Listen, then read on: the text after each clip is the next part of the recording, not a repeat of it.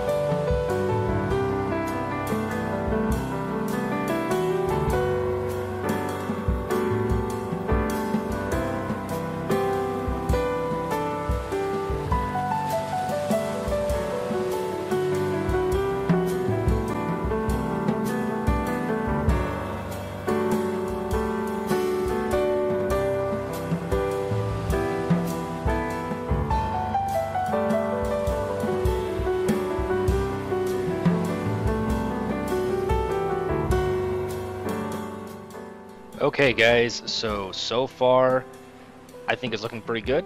This is more like an administration building. I still need to do a little bit more trim work on this. I'm not sure about these little white archways, honestly. They kind of look funny. And then I add this little popcorn guy out here. You don't usually see a lot of shops and stalls on the outskirts of your park, but I figured it needed something to interact with, so I've added this little guy here. I might add like another one over here just to kind of give it a little bit more emphasis on it, maybe like a cotton candy one or something like that that'll custom make. And then the details I'm adding here, like redoing some of these pots and flowers. I'm gonna put benches on each side of these. I'm gonna do a couple of these throughout the entire area. The path isn't laid yet though, so that's why I haven't put that on there. I did make these functional, so once I add the pathway, they should technically be able to sit there.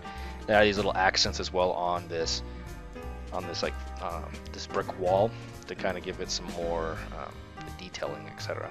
So, but yeah, I'm going to go ahead and get back to the time lapse, and let's go ahead and get started on the train station and maybe another building over here.